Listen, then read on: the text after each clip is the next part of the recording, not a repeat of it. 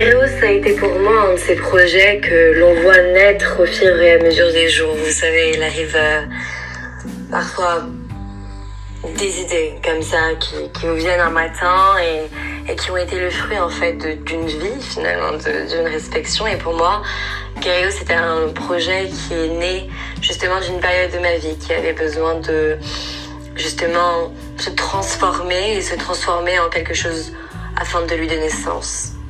Et pour moi, Kerio, c'était justement redonner sens à toutes ces choses qui n'en avaient plus. Une façon, à ma façon en tout cas, de créer justement un endroit, vous savez, une de ces places, un de ces lieux où les gens auraient pu se reconnecter entre eux. Ce que je voulais, moi, c'était ce lien, cette connexion, cette interaction humaine finalement qui m'avait toujours intéressée.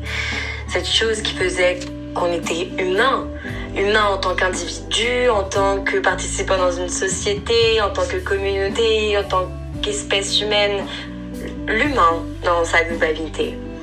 Je voulais qu'il y ait un lieu dédié à lui pour qu'il puisse se rejoindre. Mais pour rejoindre justement autant de personnes, de cultures, de façons de percevoir différentes dans nos sociétés, il fallait justement comprendre un peu cette société qui était la nôtre. Et je crois que c'est ce que j'ai tenté de faire à travers Kerios. Il y a justement cet axe sur le pourquoi.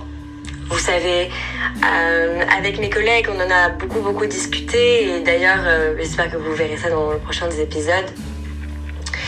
Mais on était vraiment absorbés par les sujets sur lesquels on traitait. Il y avait cette remontée dans le passé, cet axe de recherche, ces mots, ces dates. C'était vraiment pour découvrir le moment où tout allait basculer. On voulait comprendre, parce que c'est ce qu'on cherche finalement, vous savez, comprendre. Après avoir blâmé, après avoir détesté, accusé. Ce sont des choses qu'on fait lorsqu'on grandit, vous savez, on tâtonne un peu, on remet la faute là où on peut la mettre. Et puis après, on tente de comprendre. Et pour moi, cette phase de compréhension était importante à partager ou à justement permettre d'aider, d'accompagner. Parce que si l'on comprend mal les choses, les concepts, si on n'a pas toutes les clés en main, on grandit avec une perception assez restreinte justement des choses. Et pour moi, c'était important justement de redonner à tout le monde la chance, et avant tout aussi à moi-même et à mes collègues, cette chance de pouvoir à la fois partager, se connecter, tenter de comprendre, d'avoir l'occasion durant un projet, un épisode, durant un mois, une semaine, de justement s'intéresser à ce qu'a été notre passé. Donc pour moi, oui, le pourquoi a été très important, le comment les choses se sont enchaînées pour en arriver là, quel a été l'instant qui avait tout changé. Pour moi, c'était important. Et puis, il y a eu cet axe plutôt sur le devenir, de nos générations, sur le devenir de ma génération et sur celle qui venait à peine de grandir. Pour moi, je me suis juste demandé un matin, mais pourquoi les gens se levaient le matin ? Moi, j'avais perdu certaines raisons et puis j'en ai trouvé d'autres, mais qu'est-ce que faisaient les gens justement ? Qu'est-ce que pensaient les gens pour sortir aussi nombreux à 6h du matin, pour être aussi nombreux dans les rues de Paris ? Où allaient-ils ? Pourquoi ? Qu'est-ce qui guidait leur vie ? Quel sens avaient-ils donné à leur vie pour pouvoir faire comme si justement rien n'était autour en train de se passer ? Comme si notre société n'était en réalité pas en train de s'effondrer. Et moi, c'est ce que je voulais savoir, comment ma génération avait fait pour justement grandir à travers cette société assez fragilisée finalement. Et je voulais savoir aussi comment la génération d'après la mienne pouvait justement survivre à travers ce qu'on était en train de connaître.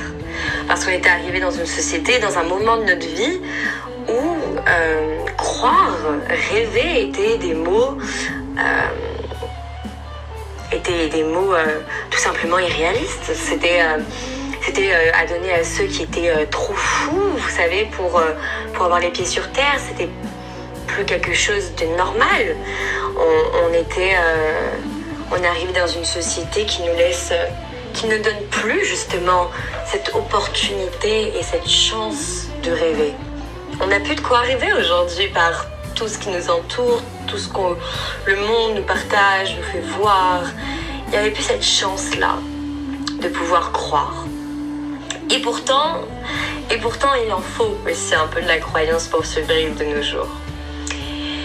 Et donc moi, ce qui m'importait, c'était de créer justement cet espace d'entre les deux, vous savez, entre le passé et le futur, cet espace de présent qui est juste un fin lien entre les deux, pour justement permettre de se reconnecter, que ce soit avec notre passé, avec notre devenir, mais aussi entre nous en tant qu'humains. Pour moi, c'était important de faire ça. C'était important. Et quelles que soient justement nos visions, nos perceptions qu'on avait justement des choses, on n'avait pas du tout évolué de la même manière. Et moi, ce que je cherchais, c'est justement cette diversité, cette multitude de pensées, cette ouverture, ces expériences. Moi, ce que je voulais, c'est juste qu'on parle. Vous savez, le pouvoir que peut être de parler, d'écouter, qui est vachement important. Et je voulais le redonner justement à ces gens, tout simplement. Je voulais le redonner à ces gens. Et donc oui, je pense que Kairos avait cette symbiose, cette passion, cette essence justement qui était vouée à changer le monde, je pense, pour une partie. Changer le monde, je crois. Ouais.